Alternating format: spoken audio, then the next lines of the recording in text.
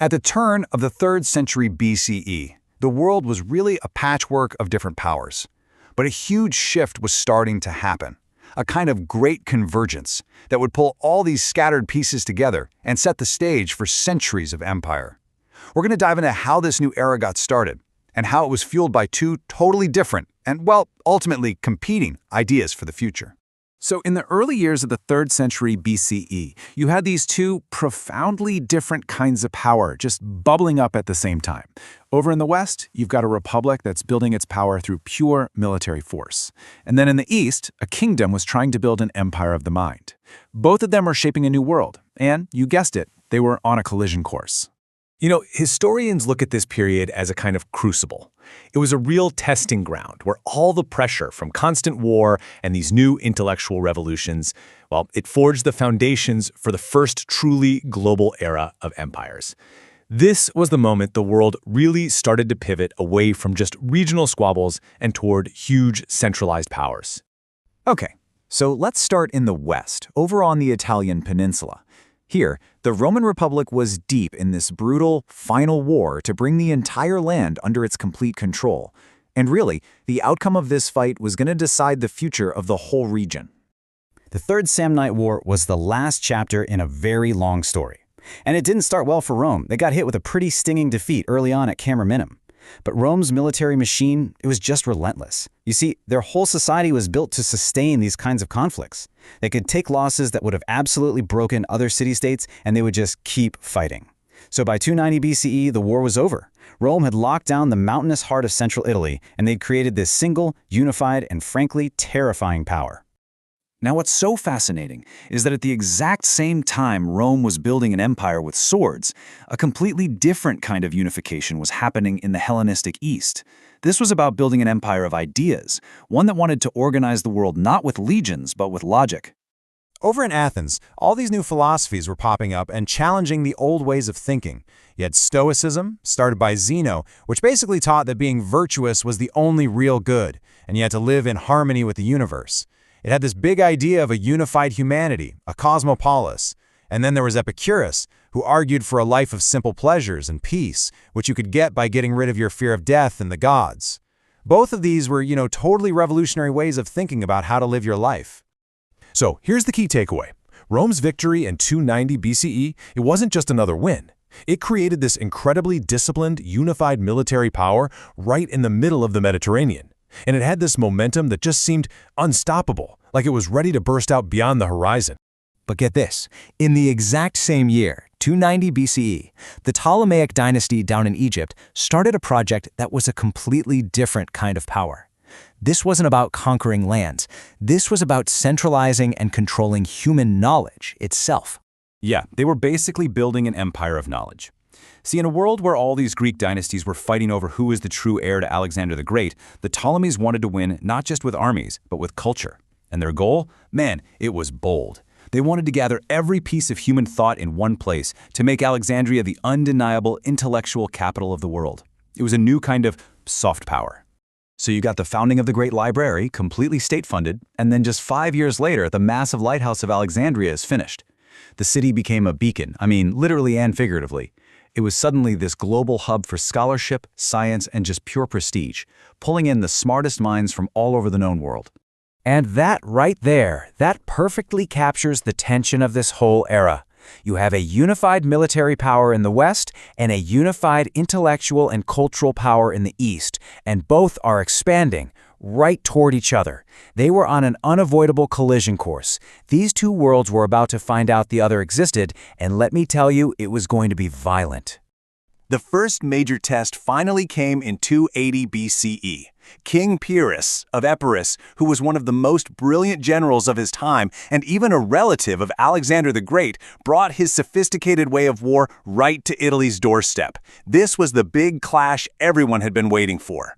So, Pyrrhus shows up with the absolute pinnacle of Hellenistic combined arms warfare.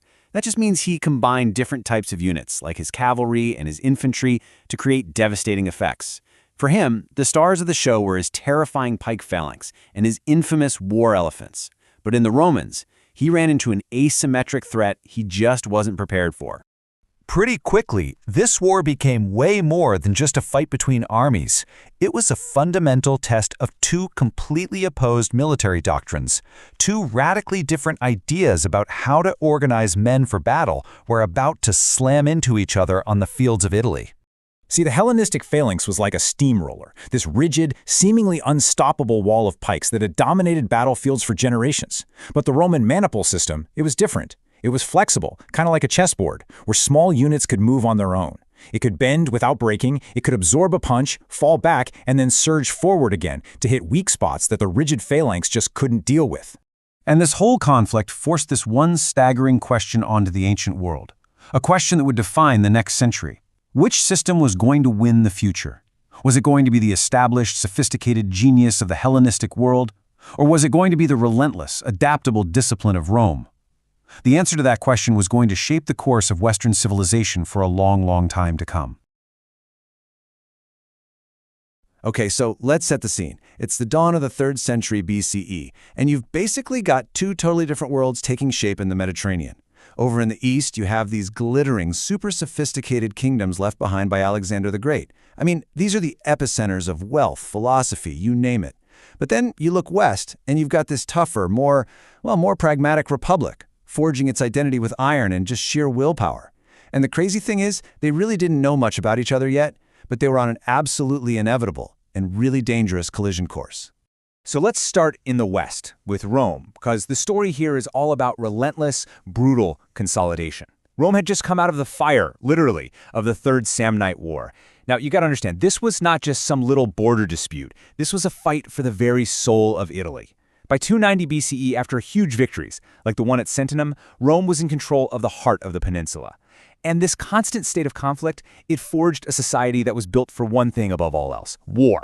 And this is where it gets really interesting, how these two worlds were actually built to fight. You see, the Hellenistic armies, they had perfected the phalanx. I want you to picture a dense, bristling wall of spears. It's the ultimate weapon for a professional king. Head-on, it was a meat grinder, just almost unstoppable. But Rome, as a republic of citizen soldiers, they came up with something completely different: the Maniple. It wasn't a solid wall at all. It was more like a flexible chessboard. These small units could move around, adapt, and hit that rigid phalanx right where it was weakest, on its flanks.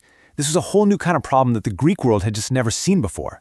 So while Rome was projecting its power with legions and swords, the East had a totally different vibe.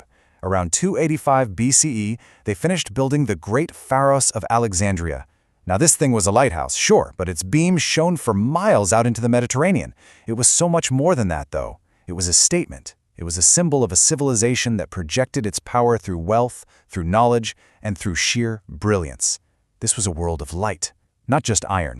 The Ptolemaic dynasty down in Egypt, they wielded this kind of soft power like a weapon.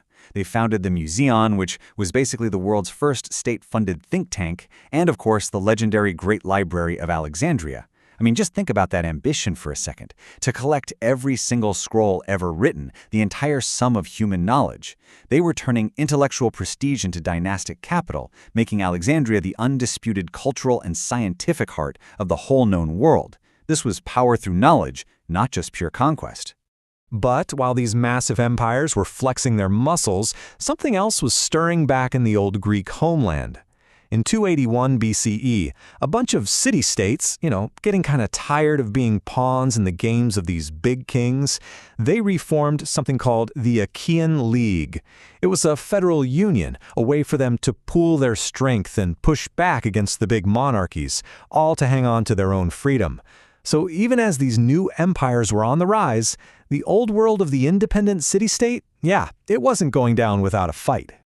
All of this Roman expansion, this Greek resistance, this Hellenistic ambition, all this simmering tension was about to find its catalyst. And it all came down to one man, King Pyrrhus of Epirus. This guy was a relative of Alexander the Great, and no joke, one of the most brilliant generals of his age. His ambition was about to draw him across the sea to Italy, and that would set the stage for what history now remembers as the first great test between these two civilizations. And then, in 280 BCE, the inevitable happened. A Greek city in southern Italy calls for help against Roman encroachment, and Pyrrhus, he answers the call. He lands an army that is the absolute peak of Hellenistic warfare.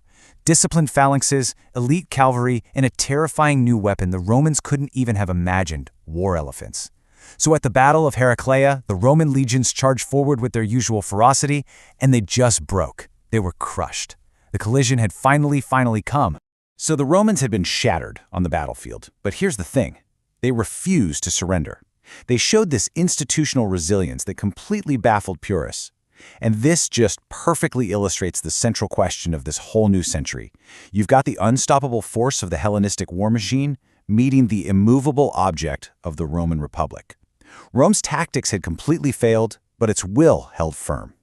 So what happens when two totally different models of power, one based on tactical genius, the other on just relentless endurance, finally go to war? Who breaks first? You know, we tend to think of history in these huge, sweeping chapters, right? The rise of Rome, the age of Alexander. But sometimes the really pivotal moments, the ones that change everything, happen in these little overlooked gaps in between. We're going to zero in on one of those moments today. A single, absolutely explosive decade from 279 to 270 BCE. It's a time when all across the ancient world, three totally different ideas of what an empire could even be were being forged in fire, all at the same time. So, let's start our story in the West with a quote that just perfectly sums up the personality of this new power climbing onto the world stage, the Roman Republic. Right as this decade kicks off, Rome is just wrapping up this incredibly brutal war. And in doing so, they showed the world a kind of character that was, well, it was something new. This wasn't just about being good at fighting. It was this almost stubborn, inhuman refusal to ever give up, to absorb punishment that would have completely shattered any other kingdom at the time. And the war that really defined them was the Pyrrhic War. See, this guy, King Pyrrhus of Epirus, he was a cousin of Alexander the Great and a military genius in his own right. He sails over to Italy in 280. And he wins battles, sure, but they cost him so much that to this day we still call a costly victory a Pyrrhic victory. After a little side quest to Sicily, he comes back for the final showdown at Beneventum in 275, and here's the thing. Rome didn't just outfight him, they outlasted him. By 272, they've taken the city of Tarentum, and just like that, the entire Italian peninsula is theirs. It was proof that sheer endurance could be an even deadlier weapon than brilliance. Now this is where it gets really interesting, because it's all about how Rome won. This was a head-on collision of two completely different ways of fighting. On one side, you have the Hellenistic phalanx. This was the apex predator of its day, a terrifying, unstoppable wall of pikes backed by cavalry. It was designed to just steamroll everything. But Rome had the Maniple system. Instead of a solid wall, think of it more like a flexible chessboard. It gave them tactical options, but the real secret weapon was that it was the bedrock of their endurance. Pyrrhus's phalanx could win a spectacular battle, but Rome's system meant they could lose, fall back, fill the gaps, and just keep coming. They won the war of attrition. And you have to appreciate the contrast here. Because while Rome is using this incredible resilience to unify Italy into one solid block of power, the glittering world that Alexander the Great had built is doing the exact opposite. It's fracturing, breaking apart. And these successor kingdoms are about to get hit by a shockwave that comes from completely out of left field. So in 279 BCE, the very same year Pyrrhus is all fighting in Sicily, this enormous wave of Gallic tribes just comes pouring down into Greece and Macedon. And look, this wasn't some rival army trying to conquer a city. This was a mass migration, a force of nature, chaotic, violent, and it threw the entire region into a total panic. And this just goes to show you how fragile these Hellenistic kingdoms really were. The Macedonian army marches out to meet the invaders, and their king, Ptolemy Kronos, is killed in the fight, just gone. Can you imagine the chaos? The heartland of Alexander's empire, the kingdom of Macedon itself, is suddenly without a leader and facing complete annihilation. It was a terrifying power vacuum. For 2 solid years, it was just anarchy. Different warlords and pretenders were all fighting each other for the scraps. It wasn't until 277 BCE that a general named Antigonus II finally managed to trap and crush the main Gallic army. With that one victory, he basically saved Macedon from being wiped off the map and secured the throne for his family. The immediate danger was over. For now. But see, that's the thing with Alexander's successors. Putting out one fire didn't stop them from starting 5 more. The defining feature of their world wasn't cooperation, it was this constant, bitter rivalry. The second the Gallic threat was dealt with, they went right back to tearing each other apart. And sure enough, just 3 years later, the two biggest and richest of all the successor states go to war. You've got the Ptolemies ruling out of Egypt and the Seleucids ruling from Asia, and they start fighting over valuable land in Syria and Anatolia. So you start to see the pattern here, right? The Hellenistic model of power was just one of endless, expensive, draining civil war. But, and this is where the story gets really cool, while the Ptolemies in Egypt were out fighting wars just like everybody else, they were also building a completely different and maybe more powerful kind of empire back home. In their capital, Alexandria, they weren't just stockpiling weapons, they were institutionalizing knowledge itself. And the heart of this whole thing was a place called the Mouseion, the Temple of the Muses. Now, this was not just a library. Think of it as the world's very first state-funded think tank. The Ptolemies had this genius idea. If they could attract and pay for the greatest minds on Earth to come to Alexandria, they could literally turn brain power into political power. It was this revolutionary kind of soft power, and it made Alexandria the undisputed intellectual capital of the entire Greek-speaking world. The scale of this project was just breathtaking. You had the Great Library with this insane ambition to own a copy of every single book ever written. But it wasn't just about hoarding scrolls. It was a place where cultures were actively merged. For instance, the Ptolemies paid to have the Hebrew Bible translated into Greek for the very first time. Why? Because they understood that if you control, translate, and synthesize the world's knowledge, you put yourself at the absolute center of the universe. This was empire building with scrolls instead of spears. All right, so now let's pull the camera way, way back. We've got Rome building an empire on military grit, and Alexandria building one on intellectual prestige. But at the same time, thousands of miles to the east, a third great empire was about to set off on a path that was completely different from either of them. We land now in India, in the middle of the massive Mouseion Empire. By 273 BCE, this thing was a superpower that absolutely dwarfed anything in the West. It controlled almost the entire subcontinent. Its wealth, its army, it was all legendary. And in this year, a new emperor is taking control, an emperor who is going to change everything. His name was Ashoka, and when he first came to power, he was exactly what you'd expect. He was ruthless, he was ambitious, and he expanded his empire through brutal, bloody conquest. But a few years into his reign, after a particularly horrifying war to conquer the kingdom of Kalinga, something inside him just snapped. The sheer scale of the death and destruction he'd caused led him to a personal crisis that would literally redefine what an empire could be. He was so disgusted by what he'd done that he converted to Buddhism and basically invented a whole new style of ruling. He gave up on military conquest and replaced it with what he called conquest by righteousness. This wasn't just a personal philosophy, it became state policy. He tried to build an empire based on non-violence, on compassion, on moral well-being for his people. It was an imperial vision built not on force or knowledge, but on morality. So there you have it. In one tiny 10-year window, 3 great world powers set off on 3 completely different paths. You have Rome building its future on military endurance, you have the Ptolemies in Alexandria building theirs on state-sponsored knowledge, and you have the Mauryans under Ashoka trying to build an empire on the radical idea of compassion. It really was a crucible decade, forging the blueprints of what was to come. And it leaves us with a pretty big question, right? Of these 3 foundations, raw power, brilliant ideas, or moral righteousness, which one actually builds the most enduring legacy? You know, some decades just kind of drift by, leaving barely a ripple. But others are like a forge, hammering the future into a shape we can still recognize thousands of years later. We're about to dive into one of those forges, a single, often overlooked decade, right in the middle of the 3rd century BCE. A time when, all across the known world, new and totally different blueprints for empire were being drawn up, all at the exact same time. Think about it. From the Mediterranean coast to the plains of India, all the way to the heart of China, 3 massive powers who knew literally nothing about each other were independently starting these incredible transformations. Changes in warfare, government, even in the very idea of morality that would echo for the next 2 millennia. This is the story of that incredible convergence. So let's start our journey in the West. The Roman Republic had just managed to survive a brutal, knockdown, drag-out war against the Greek king Pyrrhus. They'd finally secured their control over the Italian peninsula. But here's the thing. This victory wasn't the end. Not even close. It was actually the starting gun for a far greater test, one that was going to push the young republic to its absolute breaking point. I mean, the speed of change here is just staggering. In less than 10 years, Rome goes from being a regional land power to trying to be an intercontinental force.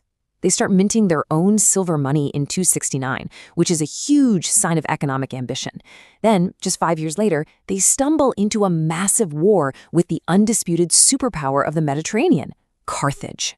This conflict, the First Punic War, was going to change everything. And this wasn't just a war between two armies. It was a head-on collision between two completely different ways of life. On one side, you have Rome, a land-based power built on the grit and discipline of its citizen-soldier legions. On the other, Carthage, a true maritime empire, a thalassocracy, powered by a massive trade network and defended by professional mercenary armies. One was all about institutional toughness, the other about commercial dominance. The big question was, which system would crack first? All right, now let's jump thousands of miles east to the Indian subcontinent. Over here, the Mauryan Empire, already one of the biggest empires in the world, was about to face a crisis. But it wasn't an external threat, not an invading army. No, this was a crisis of its own conscience. In the year 261 BCE, the Mauryan emperor, a man named Ashoka, launched a huge invasion of a neighboring state called Kalinga. And the war? Well, it was a brutal, overwhelming success. The Kalingas were absolutely crushed. But the cost was just horrifying. Over 100,000 people were killed in the fighting alone, and countless more died from starvation and disease in the aftermath.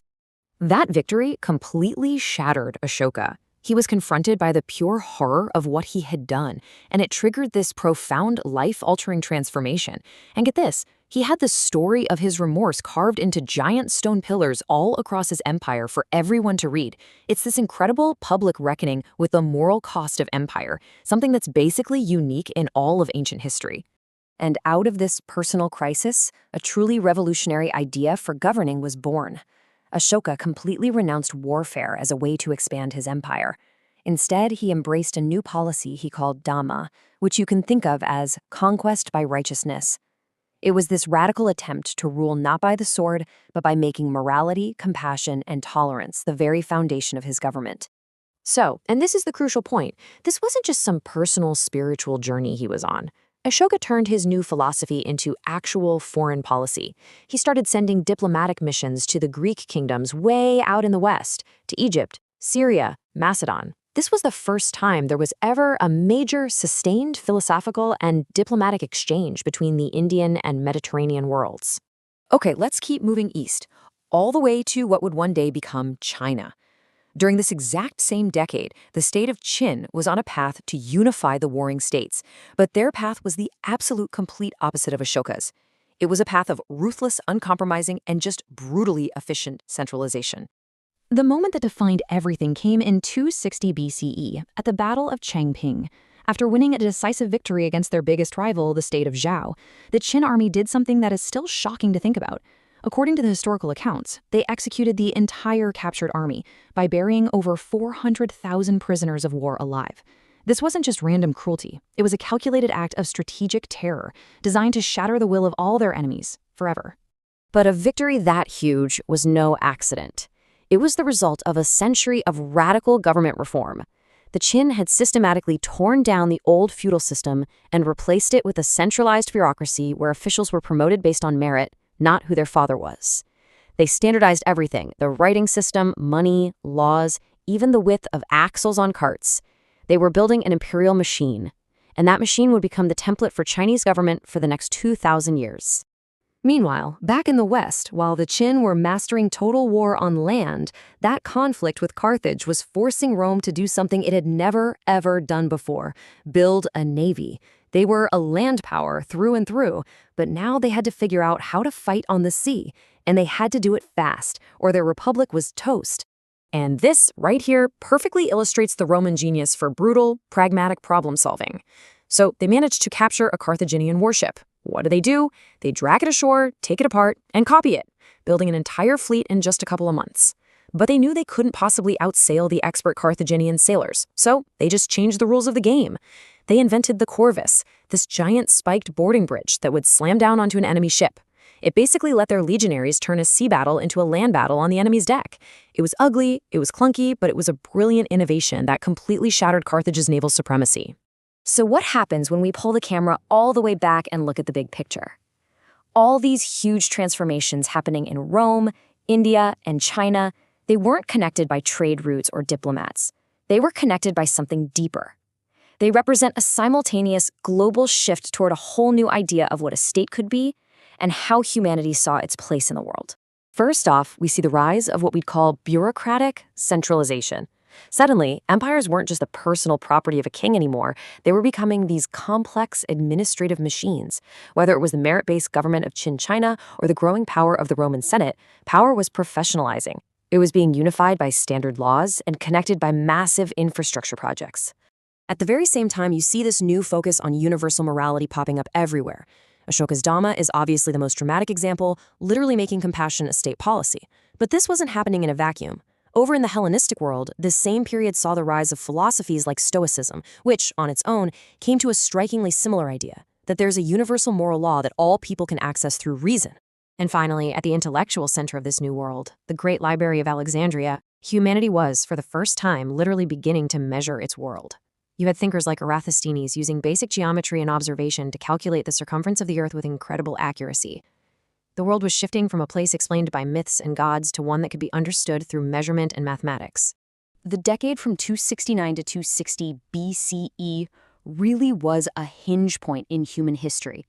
It was a great convergence that pushed humanity into a new age of centralized power and global consciousness.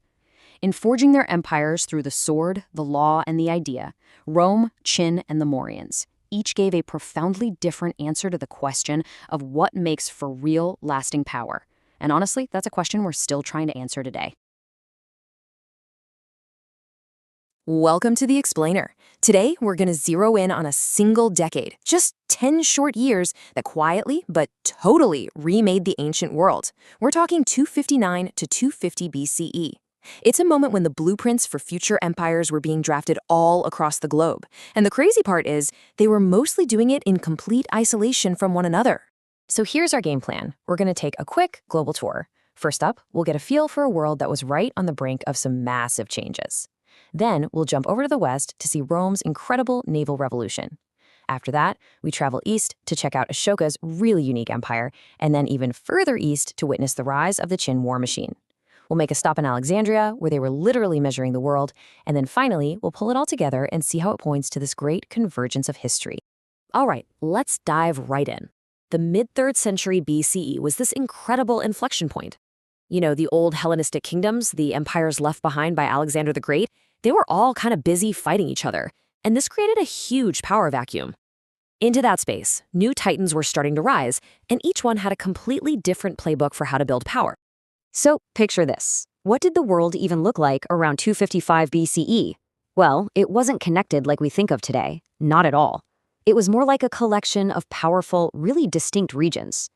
In the Mediterranean, you had this great mercantile power, Carthage, squaring off against a super ambitious Roman Republic. Over in India, the Mauryan Empire was at its absolute peak. And in China, the final, brutal phase of the Warring States period was in full swing. Each one of these regions was like a crucible, forging a new world order that would echo for centuries to come. Okay, so let's head west to the Mediterranean. The big story here, the one everyone's watching, is the First Punic War. This was a titanic struggle between the Roman Republic, which was basically an unstoppable land power, and the Carthaginian Empire, the undisputed master of the seas. The dynamic was actually pretty simple, but profound. On land, Roman legions were practically invincible.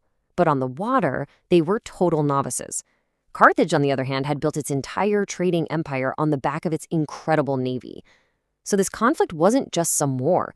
It was a huge test for Rome. Could they adapt? Or were they going to be stuck on their peninsula forever? Carthage's dominance at sea is what historians call a thalassocracy.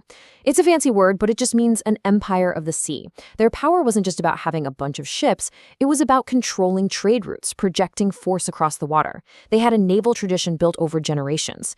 And Rome had, well, nothing that could even compare. So Rome's solution wasn't to try and outsail Carthage. That would have taken decades. No, instead, they did what they always did. They got clever and innovated. They invented something called the corvus, a huge, spiked boarding bridge. I mean, it was clumsy, it even made their ships unstable, but it did one thing brilliantly. It turned a naval battle into a land battle on the deck of a ship.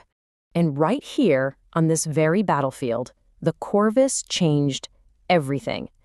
With this thing, heavily armed Roman legionaries could just storm onto Carthaginian ships and do what they did best, fight hand to hand.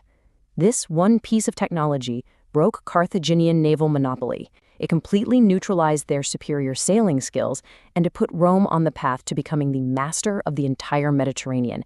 It's just a classic example of Roman pragmatism beating established expertise. Okay, now let's travel east, where another rising power was taking a totally different approach to empire.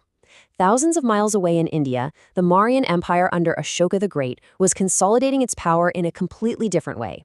If Rome's story is all about military invention, Ashoka's is about a profound philosophical one. I mean, just look at this contrast.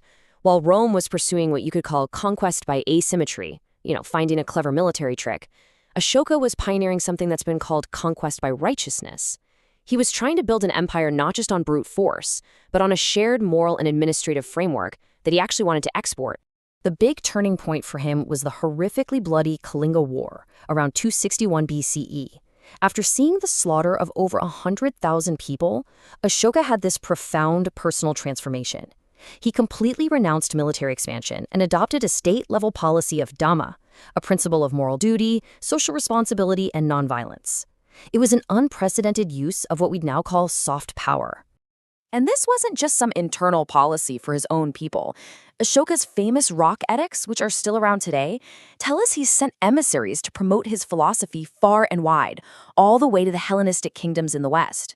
We're talking documented contact with the courts of Syria, Egypt, and Macedon. This was one of the first major, state-sponsored campaigns of intercontinental diplomacy based on ideas, not just trade or war. It's pretty incredible. All right, let's jump even further east now, to where empire building was taking a third, equally distinct path. In China, the state of Qin was perfecting a machine for conquest. One built on brutal efficiency, mass engineering, and absolute centralized power. In 256 BCE, the Qin state finished a project that just perfectly embodied its whole philosophy, the Dujiangyan irrigation system. This wasn't just a dam. It was a massive, state-led infrastructure project that tamed a raging river, created huge new areas of farmland, and, most importantly, it fed the massive armies that would go on to conquer all of China. This was engineering as a direct tool of imperial power. And this project was really the physical manifestation of their core philosophy, legalism. The Qin were systematically dismantling the old feudal order. They standardized everything: currency, weights, measures, even the written language. They set up a non-hereditary bureaucracy based on merit, not who your father was. The goal was absolute centralization, to make the state the one and only center of all power. Okay, so we've seen military power, we've seen moral power, and we've seen bureaucratic power. But in the heart of the Hellenistic world, in Ptolemaic Alexandria, a fourth kind of power was being institutionalized: intellectual power. The rulers of Egypt, the Ptolemies, they got that prestige was its own form of power, so they poured state money into creating the Mouseion, the Temple of the Muses, and of course, the legendary Great Library. Now, this wasn't just a collection of scrolls. You could argue it was the world's first major state-funded research institute. It was designed to attract the greatest minds on Earth and make Alexandria the undisputed intellectual capital of the Mediterranean. And this investment in pure brainpower paid off with some incredible breakthroughs. For example, the head librarian, a guy named Eratosthenes, working in this very period, used simple observation in geometry to calculate the circumference of the entire planet. By observing the sun's angle in two different cities, he came up with a figure that was astonishingly accurate, within 2% of the value we have today from satellites. That is just mind-blowing. This was the birth of a truly empirical worldview, a fundamental shift from myth to measurement. And this intellectual hub wasn't just for science. Around 250 BCE, a massive project was undertaken in Alexandria to translate the Hebrew Bible into Greek. The result, called the Septuagint, was this monumental act of cultural bridging. It made the foundational texts of Judaism accessible to the entire Greek-speaking world, a connection that would have really profound consequences for the future. So let's pull back and see how all these different threads, military, moral, bureaucratic, and intellectual, start to weave together into a new global tapestry. In this one decade, we see all these different civilizations arriving at their own unique solutions to the same basic problem. How do you build and maintain power on a massive imperial scale? You've got the Roman Republic, driven by military pragmatism, inventing the corvus. You've got the Mauryan Empire under Ashoka, pioneering this moral administrative unity through conquest by Dhamma. And then you've got the Qin state in China, perfecting a model of centralized bureaucracy powered by mass engineering. What this decade really shows us is a world not of isolated events, but of parallel evolutions. These rising powers were largely unaware of each other, yet they were all laying the foundations for the great empires that would define the next 2,000 years. And it leaves us with a really fascinating question. As these very different models of power expanded, were there future paths of conflict, coexistence, or eventual convergence already being written in this single transformative decade? You know, some decades are just different. They're not simply 10 years on a calendar. They're crucibles. These are the moments when the heat gets cranked way up and the future literally gets forged. So today we're going to dive into one of the most important of these decades, the 10 years from 249 to 240 BCE. This was a time when empires on 3 different continents were being set on paths that would shape the world for 1,000 years to come. So that leads to a huge question, right? Can a single decade really define the next 200 years of world history?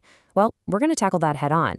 We are going to make the case that this very specific slice of the 3rd century BCE was a global inflection point, a moment when the seeds of future empires, we're talking Roman, Chinese, and the great Hellenistic kingdoms, were all being planted at the very same time. All right, so here's our game plan. We're going to start our journey in the west with the brutal, bloody end of the First Punic War. Then we'll jump over to the east to see a golden age unfold in Egypt. From there, it's all the way to the Far East, where a young boy is about to unify an entire nation. And then we'll pull it all together to see this brand new world order taking shape in 240 BCE. Okay, first up, the Mediterranean. For more than 20 years, the great land power Rome and the untouchable sea power Carthage had been locked in this unbelievably grueling war for control of Sicily. I mean, both sides were totally exhausted, basically bankrupt, and just bled dry. But this decade started with Rome making one final, absolutely desperate gamble. This sequence of events is just wild. It shows Rome's absolute refusal to give up. By 243 BCE, the Roman government was broke. So what happens? Wealthy citizens step up and personally pay for a whole new fleet. It's incredible. That fleet then sails out, blockades the last Carthaginian bases in Sicily, and forces a final naval showdown in 241 BCE. And at the Agate Islands, this brand new Roman navy, now full of battle-hardened veterans, just crushes the Carthaginian relief force. The war was over, basically in a single decisive blow.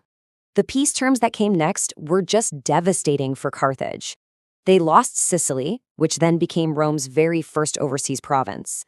And they had to pay a crippling war indemnity. We're talking something like 82,000 kilograms of silver. Rome hadn't just won, it had completely transformed itself from a regional land power into a master of the Mediterranean. But even as Rome was celebrating, a seed of future conflict was being planted. Right in the middle of this decade, in 247 BCE, a boy named Hannibal Barca was born in Carthage. This kid would grow up hearing stories of his nation's humiliation, and believe me, he would one day make Rome pay a price it could barely even imagine. So while Rome was busy taking over the West, the East was all about the successor kingdoms of Alexander the Great, these massive Greek-influenced empires that were carved out of his conquests. The 2 biggest players here were the Ptolemaic Kingdom of Egypt and the Seleucid Empire in Asia. They were bitter rivals, and our Crucible decade saw their long-simmering feud just explode. And this really shows you the story of 2 empires on totally different tracks. On one side, you have Egypt. A new, energetic king, Ptolemy III, has just taken the throne, and he is determined to expand his kingdom's power. Then you have the Seleucid Empire. I mean, it's huge, but it's unwieldy, full of internal power struggles that left it wide open and vulnerable. The spark that lit the fuse came in 246 BCE. Ptolemy's sister, who is actually the Seleucid queen, was murdered in a court conspiracy. So Ptolemy launches this massive invasion to avenge her, And his armies didn't just nibble at the edges. They marched deep into the very heart of the Seleucid Empire, getting as far as Babylonia. You know, this quote right here, it really just captures the whole moment. The war itself would actually drag on for another 5 years, but that initial campaign was a stunning, unbelievable success. For a brief, shining moment, Ptolemaic Egypt was the undisputed superpower of the Hellenistic world. Its fleets controlled the coasts all the way from Anatolia to Greece. And here's the real kicker, the permanent damage. While the Seleucid kings were completely distracted fighting Ptolemy in the west, their huge eastern territories just started to peel away. Around 247 BCE, the Parthians declared independence in what's modern-day Iran. 2 years later, the Greek kingdom of Bactria over in modern Afghanistan did the same thing. These were body blows the Seleucid Empire would never, ever recover from. Okay, time for our final stop on this world tour, the Far East. For centuries, China had been torn apart by the chaos of the Warring States period. But one state, the western state of Qin, had been methodically, ruthlessly building its power, getting ready for one last brutal war to unify everything. And as you can see, that final push for unification began right in this period. The engine driving it all was the state of Qin, which was less a kingdom and more of a relentless, highly organized war machine. They followed a harsh political philosophy called legalism. The idea was simple. The power of the state, enforced by strict laws, was more important than anything, more important than the people, the economy, even morality. Their one and only goal was total domination. And get this, right in the middle of our Crucible decade in 246 BCE, the throne of this absolutely terrifying state passed to a teenager, a 13-year-old boy. His name was Yin Zheng. He inherited the most powerful army in East Asia. And over the next couple of decades, he would use it to conquer all of China and declare himself its very first emperor, Qin Shi Huang. So let's just step back for a second. Let's take a snapshot of the world in 240 BCE, right at the end of this incredibly transformative decade. You've got 3 separate regions, completely unaware of one another, where 3 new powers have decisively risen up, each one setting a brand new course for their corner of the world. What an absolutely incredible confluence of events, seriously. In the West, Rome is now a true imperial power with both a dominant armum and a dominant navy. In the East, Ptolemaic Egypt is enjoying a golden age. It's the wealthiest, most stable of the Hellenistic kingdoms. And in the Far East, the countdown has officially begun for the final unification of China under the iron fist of Qin. So what you have here are 3 totally distinct models of empire: the republican expansionism of Rome, the divine monarchy of Egypt, and the bureaucratic absolute rule of Qin. All 3 were launched on their epic trajectories in this one single, unbelievable decade.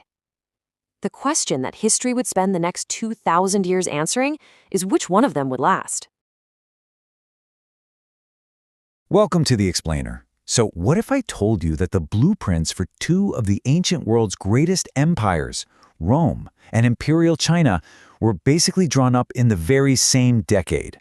Today, we're diving deep into that single transformative 10-year period that, believe me, truly remade the world. It's a great question, right? We always focus on the big, flashy battles, but sometimes the most critical moves, the ones that really shape the future, happen in the quiet aftermath. So let's get into it. We're looking at a super pivotal 10-year stretch from 239 all the way to 230 BCE, where the seeds of what was to come were well and truly planted. To really get a handle on the sheer scale of the earthquake that's about to hit, we first need to take a quick snapshot of the world as it was in 239 BCE. Imagine a global chessboard where the old champions are tired, exhausted from long wars, and these ambitious new players are just waiting in the wings for their moment to strike. So picture this. On opposite ends of the known world, you've got 2 very different powers just coming up for air after these immense conflicts. Rome had just wrapped up the First Punic War, a brutal 23-year-long struggle against its biggest rival, Carthage. And way over in China, the centuries-long bloody conflict between rival states was finally reaching its endgame. Neither of them knew it, but both were standing on the very brink of imperial destiny. You see, for the Roman Republic, winning the First Punic War wasn't really the end of the conflict. Not at all. It was more like the starting gun for a relentless, and I mean incredibly opportunistic, expansion. Now this is where it gets really interesting. Look at the complete flip in Roman policy. In 239 BCE, they actually get an offer from Carthage's own rebellious mercenaries to take Sardinia, and they say no. But just 1 year later, with Carthage totally distracted and weakened by that revolt, Rome just swoops in and seizes the island anyway. This single move tells you everything about their new aggressive mindset, and it directly sets the stage for that legendary rivalry with Hamilcar Barca's family over in Spain. And this map just shows you the result perfectly. Rome is no longer just a power in Italy. By grabbing these key islands, it becomes a true Mediterranean force. You can see the foundations of the empire being laid right here. All right, let's hop over to the east now, because what was happening there was, if you can believe it, even more radical. It was being carried out with absolute ruthless efficiency. See, while Rome was reacting to opportunities as they came up, the state of Qin, well, they were following a master plan. The engine driving this whole Qin war machine was an ideology called legalism. The best way to think about it is as the ultimate the ends justify the means philosophy. It put the power and unity of the state above everything else, tradition, morality, even individual human lives. And this ruthless, single-minded focus gave the Qin an edge their rivals simply could not handle. And here you see that philosophy in action. In 230 BCE, right at the end of our decade, Qin invades and completely conquers the state of Han. Now, this wasn't an opportunistic land grab like Rome taking Sardinia. No, this was the first cold, calculated step in a systematic campaign of total war that was designed from the start to end with the unification of all of China. So let's just pause on this because it's so important. What we're seeing here are two completely different models for building an empire emerging at the exact same moment in time. You've got Rome, kind of messy, opportunistic, driven by rivalry, and run by a committee of elites. Then you have Qin, top-down, ideologically driven, a project of systematic conquest led by one absolute ruler. Totally different paths to the same goal. But you know how it goes. For these new powers to rise, the old ones had to fall. And while Rome and Qin were busy consolidating their strength, the established centers of power, those big Hellenistic empires left behind by Alexander the Great, were really starting to crack. I mean, look at this. A massive power vacuum is opening up right across the center of the known world. Alexander the Great's successors, the Seleucids, are bogged down in these costly, draining wars. This gives ambitious governors in places like Bactria and Parthia the perfect excuse to just break away and form their own kingdoms. You're even seeing it in India, where the powerful Mauryan Empire is starting to splinter. All of this decay created the perfect opportunity for new, aggressive powers on the fringes, powers like Rome and Qin, to rise up and fill that void. So by the time we hit 230 BCE, the end of this critical decade, the political map of the world looks radically different. A completely new order has been forged in the fires of these 10 short years. This quote really just nails it. The events of this decade weren't just a series of isolated incidents. Nope. They marked a fundamental shift in world history. Rome controlling the Western Mediterranean and Qin marching towards unifying China, these weren't just possibilities anymore. They were the new reality, being built right then and there. And the consequences of all this? They were immense. Rome's actions directly provoked the Barcid family, which led straight to Hannibal and the Second Punic War. Qin's conquest of Han was the first domino to fall in a chain reaction that would lead to the first unified Chinese empire. Seriously, the events of this single decade set the stage for the classical world for generations to come. It's just an incredible historical parallel, isn't it? Two new imperial systems, forged at the exact same moment, but a whole world apart. And it leaves us with this final, massive question to think about. What on earth would happen when the worlds built by these two rising empires finally, one day, met? That's a question for another day, as the story of our interconnected world continues.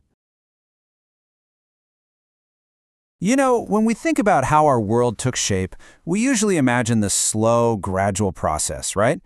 But what if I told you that in one single electrifying decade, from 229 to 220 BCE, everything changed? On opposite ends of the world, two powers made their final, decisive moves, and the Age of Empires was born. This is the story of that incredible moment. So how are we going to break this down? First, we'll set the stage, see what the world looked like on the brink of all this change. Then we'll zoom in on Rome, getting its house in order, and then pivot to the Qin's absolutely lightning-fast unification campaign. All of this builds to a crescendo in 221 BCE, and we'll finish up by looking at the new world order they created. All right, let's just picture it. The year is 229 BCE. The world is a real pressure cooker. There's no single superpower calling the shots. Instead, you've got all these regional players, simmering tensions, and you can just feel that the old ways are about to break, and something totally new is waiting to burst onto the scene. Now, this decade didn't just pop up out of nowhere. The seeds were planted years before. Just look. In 241, Rome finishes this brutal war with Carthage and gets its first piece of overseas territory. A few years later, a young, ambitious king named Ying Zheng takes the throne of Qin in China. Then, a power vacuum opens up in India with the death of Emperor Ashoka. The first real domino falls in 230 BCE when Qin just rolls over its weakest neighbor Han. And with that, the final countdown begins. So you can really break the world down into three hotspots. Over in the West, you've got Rome. They're tough, they're battle-tested, but they're not invincible. In the middle, the kingdoms left behind by Alexander the Great are just stuck in these endless family squabbles. And then, in the Far East, this centuries-long free-for-all known as the Warring States period is about to hit its bloody finale. It really feels like the whole world is holding its breath. Okay, let's start in the Mediterranean, because before Rome could even dream of building a world-spanning empire, it had some serious problems to deal with right in its own backyard. And this map just says it all, doesn't it? It gets right to the heart of Rome's problem. I mean, sure, they'd won a huge war for an island, Sicily, but their actual home base was anything but secure. You had pirates on the Adriatic Sea messing with their shipping lanes, and even worse, a massive threat brewing to the north, with Gallic tribes getting ready to pour down into Italy. So what does Rome do? Well, they don't mess around. Their response is absolutely ruthless and incredibly effective. In 229, they send the legions across the Adriatic and smash the Illyrian pirates, basically making the whole area a Roman protectorate, flank secured. Then, when the Gauls finally invade in 225, Rome meets them head-on at Telamon and just annihilates them. And they don't stop there. They push north, conquering the Po Valley. They weren't just defending, they were building a fortress. All right, hold on to that idea of Roman efficiency, because now we're going to jump halfway across the world. We're about to see a parallel story of consolidation, but one that happened with a speed and on a scale that is just staggering to think about.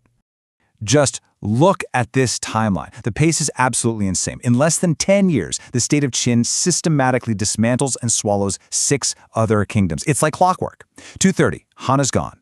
228, Zhao is gone. 225, Wei, gone. 223, the huge state of Chu falls. Then Yin in 222 and Qi in 221. This wasn't just warfare. It was an unstoppable machine, literally erasing kingdoms from the map.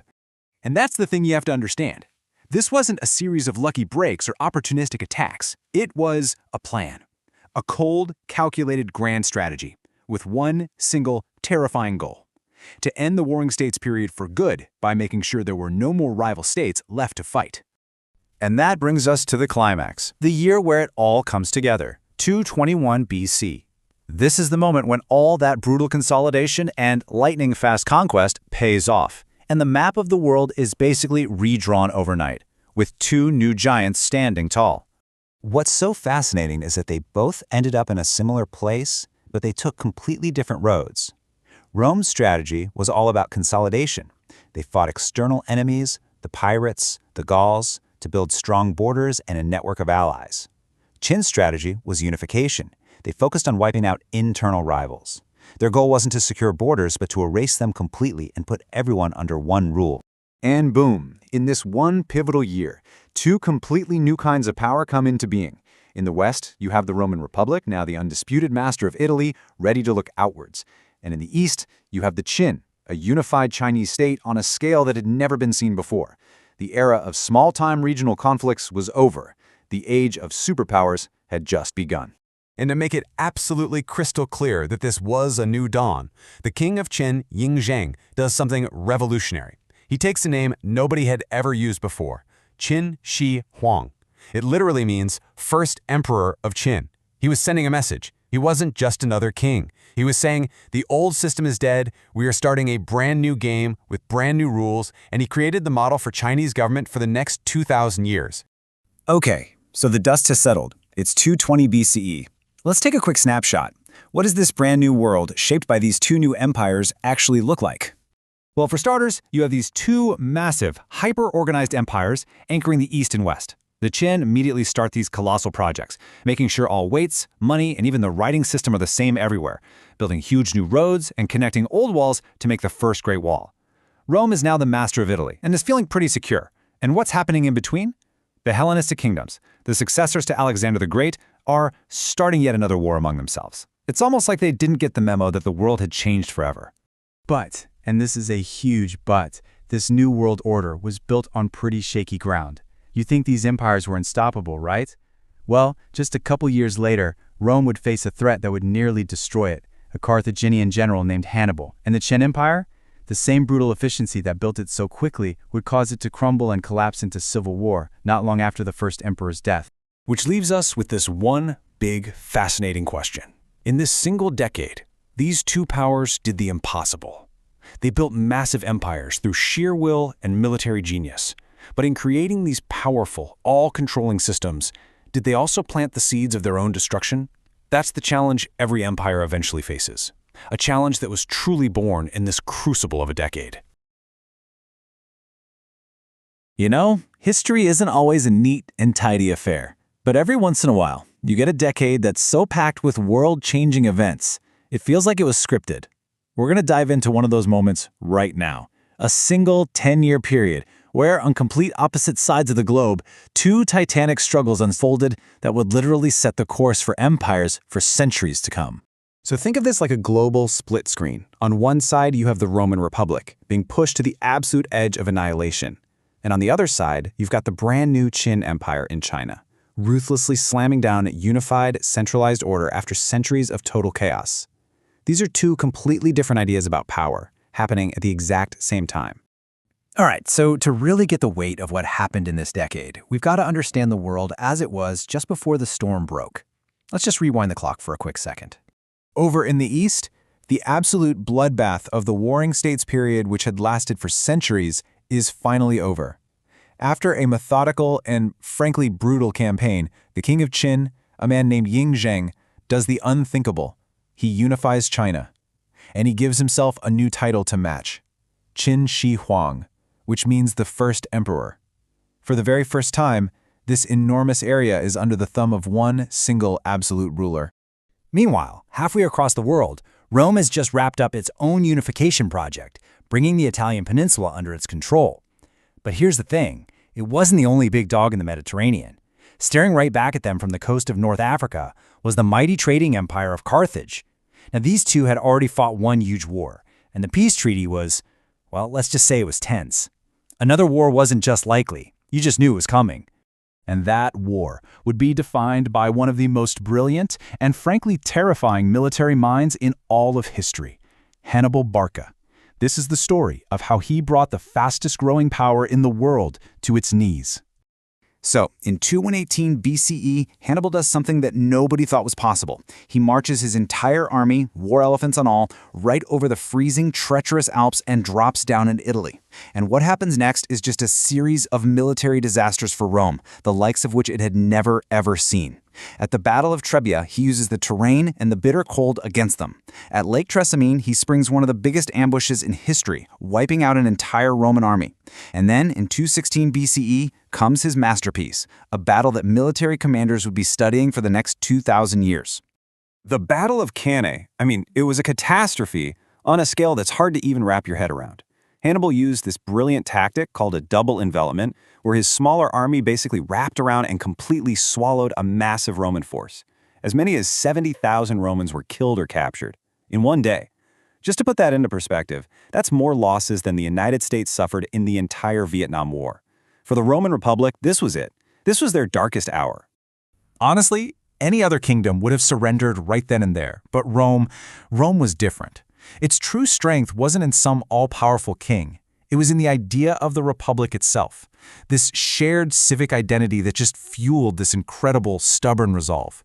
So instead of trying for another big battle they knew they'd probably lose, they completely changed tactics. They adopted what we now call the Fabian strategy. The new plan? Simple. Stop fighting Hannibal head-on. Instead, you just shadow his army, you cut off his supplies, and you slowly, painfully bleed him dry. But Hannibal's victories started to have ripple effects way beyond Italy. Seeing Rome on the ropes, Philip V of Macedon, he was one of the successors to Alexander the Great's empire, decides to make a deal with Hannibal.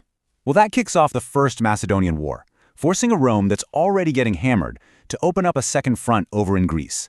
And this one move would pull Rome into the complicated politics of the Greek kingdoms for the very first time, a decision that would eventually lead to them conquering that whole part of the world. Okay, now let's flip our split screen back to the other side of the world. Because while Rome is literally fighting for its life in this sprawling, chaotic war, Qin Shi Huang is doing the exact opposite. He is imposing an iron-fisted absolute order on his new empire. The first emperor's goal was to basically erase centuries of regional differences and forge a single, monolithic Chinese identity, completely from the top down. And he wasn't just passing a few new laws, he was standardizing everything. The coins people used, the weights they measured goods with, even the characters they wrote with, all standardized. A single, brutally strict legal code was forced on everyone, and any philosophy that challenged his authority, especially Confucianism, was just crushed. The scale of the emperor's projects was just mind-blowing, and it all reflected his total control. He ordered the linking of old walls to create the beginning of the Great Wall. To get rid of any intellectual opposition, he commanded the infamous burning of books and burying of scholars. And then, for his own death, he commissioned a silent, underground army of over 8,000 life-sized terracotta warriors. The contrast is just incredible, isn't it? While Hannibal is out destroying armies, Qin Shi Huang is literally creating one for eternity. But underneath all of this incredible state building was this very personal, very human obsession. The guy who had conquered his entire known world and micromanaged every tiny piece of his empire was terrified of the one thing he couldn't control, his own death. So he poured enormous resources into this desperate hunt for an elixir of immortality, sending people to the farthest corners of the world to find him a way to live forever. And that brings us to the end of our decade, where these two parallel stories, unbelievably, reach a critical turning point, almost in perfect sync. Over in the West, the grinding brutality of the war leads to this really symbolic tragedy. During the Roman siege of the Greek city of Syracuse, a Roman soldier kills Archimedes, the greatest scientific mind of the ancient world. His death was more than just a casualty of war. It was a sign of the times. The age of Greek intellectual brilliance was being crushed under the boot of Roman military might. In this new world of total war, it seemed like even genius couldn't stand up to the sword. And then, just 2 years later, the first emperor died. And the irony here, it's just staggering. He died while he was on a journey, searching for the elixir of immortality. In fact, many historians now believe that the mercury-laced potions he was drinking to try and live forever are what actually poisoned and killed him. So here it is, the ultimate stress test for these two competing models of power. The Roman Republic, even though it was battered and nearly broken, proved to be incredibly resilient. The shared idea of the state held firm. The war kept going, and eventually Rome produced a general, Scipio Africanus, who could finally beat Hannibal. The Qin Empire, on the other hand, was fatally brittle. Because it was built entirely on the personal power and terror of one man, the whole thing just shattered the moment he died. His successor couldn't hold it together, and the empire immediately fell into chaos and civil war, collapsing completely just a few years later. So in this one extraordinary decade, you see it all play out. A republic built on shared institutions can bend almost to the breaking point, but it doesn't break. And an empire built on the will of a single, all-powerful ruler can look invincible one moment and then just shatter into a million pieces the next. It really leaves us with this huge question that echoes all the way to today. Is true, lasting power found in centralized, absolute control, or is it found in resilient, shared systems that can survive even the most devastating shocks? You know, we tend to think of history as this slow, gradual process. But sometimes that's just not how it works. Sometimes the entire world can pivot, completely change course, in just a single decade. We're about to dive into 10 absolutely critical years, from 209 to 200 BCE. It's a time when, on total opposite ends of the Earth, two massive empires were facing complete annihilation, only to be replaced by new powers that would literally define the next 400 years of history. So let's start in the Mediterranean. The Roman Republic is, and I'm not exaggerating here, on its knees. The Carthaginian general, the brilliant Hannibal Barca, has done the impossible. He's crossed the Alps, he's invaded Italy, and he's handed Rome a series of just catastrophic defeats, the worst of all being the legendary slaughter at Cannae. Rome's very existence is hanging by a thread. But, and this is the incredible part, this isn't just a story about Rome. At the exact same time this is all happening, a parallel crisis is exploding half a world away, and it's a political implosion of staggering, unbelievable speed. Over in China, the mighty Qin dynasty, we're talking about the very first dynasty to unify all the warring states, is about to completely shatter. All of its foundations, which were built on this brutal, centralized power, are about to just give way to absolute chaos. So that's the big question, right? How did these two crises, happening at the same time, an ocean apart, how did they not lead to some kind of global dark age? How did they instead give rise to two of the most powerful and dominant empires in all of history? Well, that's exactly what we're going to break down. All right, let's set the stage. We're talking around the year 210 BCE, and in both the East and the West, the stakes just could not be any higher. So, on one side of the world, you've got Rome in a state of total shock. Hannibal's army is effectively running wild on the Italian peninsula, and a lot of Rome's allies are starting to get very nervous. On the other side of the world, the crisis isn't military, it's political. The first emperor, Qin Shi Huang, the guy who unified China basically through sheer force of will, suddenly dies, and his death creates this massive power vacuum in an empire that was really only held together by fear and loyalty to him. But out of Rome's complete and utter desperation comes this stroke of strategic genius. The Romans realize they have to stop playing Hannibal's game. They have to change the rules of the war itself. And this brings us to a really important military idea, the center of gravity. It's basically the core source of your enemy's strength. It's the linchpin. You take it out, and the whole thing falls apart. Now, Hannibal was a tactical master, no doubt, but he made a huge strategic mistake. He thought Rome's center of gravity was its legions, its armies, so he put all his effort into just destroying them on the battlefield. But he was wrong. Rome's real power wasn't just its soldiers. It was this huge network of political allies all across Italy. These alliances had been built over centuries, and they were incredibly tough. So even after Hannibal's amazing victories, not enough allies switched sides. The Republic politically just refused to break, and as long as it held together, it could just keep raising new armies. And this is where a new player comes on the scene, a young general named Scipio, who would later be known as Scipio Africanus. He got it. He saw the flaw in Hannibal's plan and argued for a totally different approach, an indirect one. He basically said, instead of fighting Hannibal here in Italy forever, let's go attack Carthage's own center of gravity. Let's attack their lands in Spain and eventually Africa itself. In other words, let's take the war to their doorstep. And you can see exactly how this brilliant strategy played out. Starting in 210 BCE, Scipio just systematically dismantles Carthage's empire. First, he kicks them out of Spain, which cuts off a huge source of money and soldiers for them. And then, in 204 BCE, he does the unthinkable. He lands a Roman army in Africa. This forces Carthage to recall Hannibal all the way from Italy to come defend his own home. The tables had just been completely, totally turned. Okay, so just as Scipio is starting his legendary campaign, let's jump back across the world to China. The Qin dynasty isn't being outsmarted by a general, it's literally rotting from the inside out. In ancient China, a dynasty's right to rule was based on this idea called the mandate of heaven. It was like a divine blessing. But here's the thing about the mandate. You could lose it, and the Qin were about to lose it in the most spectacular way possible. It all starts with a palace conspiracy.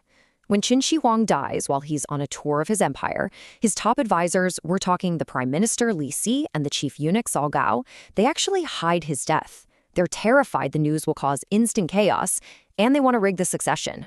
So they cook up this scheme, they forge the emperor's will, they force the true heir to commit suicide, and they install a younger, much weaker son, Qin Ershi, as a puppet on the throne. They think, hey, we can control this kid. But what they've really done is light the fuse on an empire-sized powder keg. And boom, the collapse is immediate and it is total. By 209 BCE, just 1 year after the emperor's death, the years of brutal Qin policies and crushing taxes just ignite these massive revolts all over the country. The whole centralized state just fractures. Warlords start carving out their own little kingdoms, and the unified China that the first emperor had built, it just vanished. As far as the people were concerned, the heavens had clearly withdrawn their favor. So, out of the wreckage of the Qin dynasty, this brutal, sprawling civil war breaks out to decide who is going to pick up the pieces. This whole chaotic period is known as the Chu-Han contention. And this was way more than just a power struggle. This was a war for the very soul of what China was going to become. It started with dozens of warlords all fighting each other, but very quickly, two main figures rose to the top of the pile. On one side, you had Xiong Yu. He was a nobleman from the old kingdom of Chu, probably the greatest battlefield general of his entire generation, just a fearsome, charismatic warrior. And on the other side, you had Liu Bang. This guy was from a peasant family, but what he lacked in noble blood, he more than made up for with pure political genius and an incredible knack for attracting really, really smart people to his side. And this is where our two stories, one from the dusty plains of North Africa, the other from the river valleys of China, come crashing together in one of the most remarkable coincidences in all of world history. The year is 202 BCE. In both the West and the East, everything is coming to a head. The final, decisive battles are about to be fought. Just look at this. It's almost unbelievable. In the West, at the Battle of Zama, Scipio Africanus finally beats Hannibal. The Second Punic War is over. And that victory gives Rome what we call hegemony, total political and military control over the entire Mediterranean. At the exact same time, in the East, Liu Bang finally traps and defeats his great rival Xiong Yu, ending the Chu-Han contention. Liu Bang then declares himself emperor and founds the Han dynasty, which would go on to rule a unified China for the next 400 years. So what's the big takeaway here? It's that in a single year, the world's political map was basically erased and redrawn from scratch. The collapse of Carthage in the West and the Qin in the East gave way to the rise of Rome and the Han. These two new superpowers, forged in the fire of one chaotic decade, would become the two anchors of the entire Eurasian world for generations. It's just an incredible story of total collapse and unbelievable rebirth. Rome and the new Han dynasty had seized their moment and remade the world in their image. But as we see so often in history, winning an empire is one thing. The real question, the one that would define the next few centuries, was, could they actually hold on to it?